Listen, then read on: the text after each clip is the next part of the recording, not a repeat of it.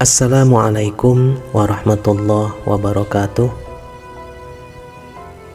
Alhamdulillahi wahdah, wassalatu wassalamu ala man la nabiyya wa la rasula ba'dah, wa ala alihi wa sahbihi wa man tabi'a bihudahu ila yaumil qiyamah.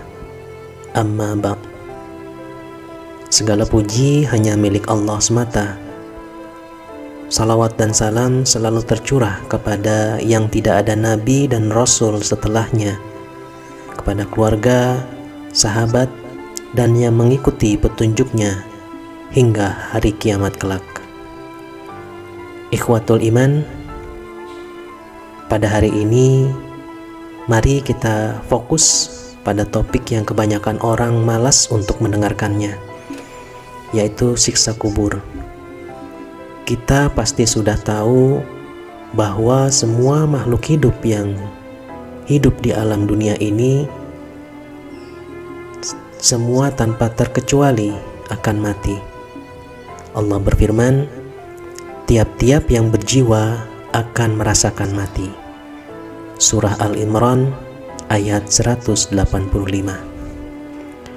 Sebagai seorang muslim, wajib meyakini adanya kehidupan setelah alam dunia ini, yaitu akhirat.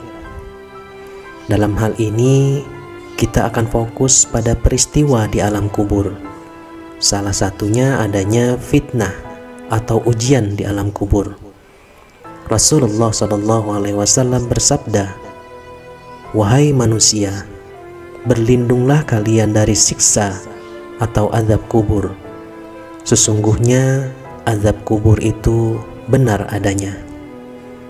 Oleh sebab itu, kita perlu waspada dalam mempersiapkan bekal yang akan dibawa untuk menghadapi ujian di alam kubur tersebut.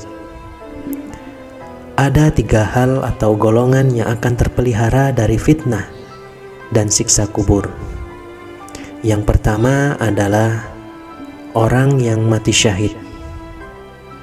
Mati syahid kerap kali menjadi keinginan dari setiap umat muslim pada umumnya. Mati syahid tidak hanya diidentikan dengan cara berperang membela agama Allah. Ada banyak hal seorang muslim dikatakan syahid, seperti diantaranya meninggal karena tenggelam ketika melahirkan dan meninggal karena ada wabah penyakit. Rasulullah SAW menjelaskan dalam perkataannya, "Sungguh Allah telah memberikan pahala kepadanya sesuai niatnya." Apa yang kalian tahu tentang orang-orang yang gugur sebagai syahid? Sahabat menjawab, "Ya, mereka yang gugur di jalan Allah." Rasulullah lalu menjelaskan, mati syahid ada 7 jenis selain gugur di jalan Allah. Yang pertama, korban meninggal karena wabah adalah syahid. Korban meninggal karena sakit perut juga syahid. Korban tenggelam juga syahid. Korban meninggal tertimpa reruntuhan juga syahid. Korban meninggal karena radang selaput dada juga syahid. Korban meninggal terbakar juga syahid. Dan wanita meninggal karena hamil adalah syahid. Hadis riwayat An-Nasa'i. Kemudian yang kedua adalah orang yang wafat pada hari Jumat.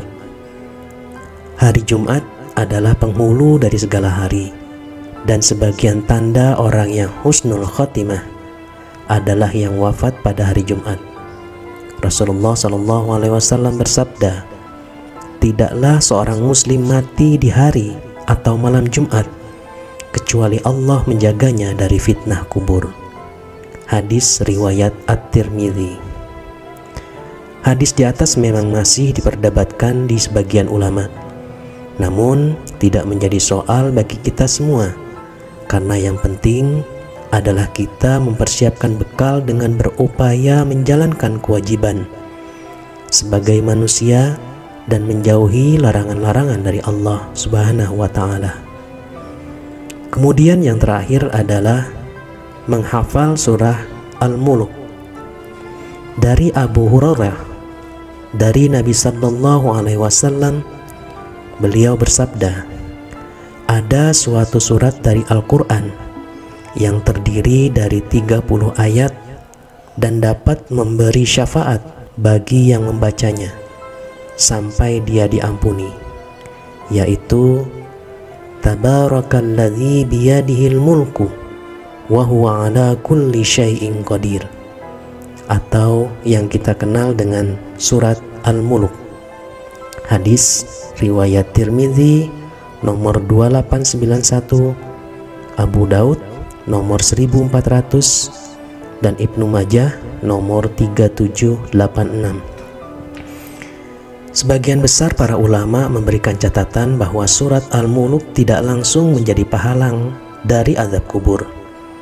Namun surat Al-Mulk akan memberikan syafaat apabila kita rajin membaca, menghafal, dan mengamalkan apa-apa saja yang terkandung di dalamnya. Bisa jadi sebenarnya kita terkena azab kubur, namun diselamatkan Allah Subhanahu wa Ta'ala karena ada surat dari Al-Quran yang ada di dalam diri kita atau terekam dalam memori otak kita. Rasulullah pun dalam sabdanya memberikan kita doa yang insya Allah apabila kita membacanya dan mengamalkannya setiap hari dapat menghindarkan dari azab kubur. Doa tersebut adalah Allahumma Rabba Jibrila wa Mikaila wa Rabba Israfila a'udzubika min harrin nar wa min azabil kubur. Ya Allah, Rabb dari Jibril dan Mikail, Rabb dari Israfil, aku berlindung kepadamu dari panasnya api neraka dan siksa kubur. Hadis riwayat An-Nasa'i. Demikianlah penjelasan singkat 3 golongan yang terhindar dari siksa kubur. Mari kita tingkatkan keimanan, ketakwaan, dan kecintaan kita kepada Allah Subhanahu wa Ta'ala, sehingga kita dapat menjadi hamba yang terpelihara dari siksa kubur dan memperoleh rahmatnya serta syafaatnya di dunia dan di akhirat. Semoga Allah memberikan kita petunjuk dan kekuatan untuk melakukannya. Amin amin ya rabbal alamin. Semoga bermanfaat. Wallahu a'lam bishawab. Wassalamualaikum warahmatullahi wabarakatuh.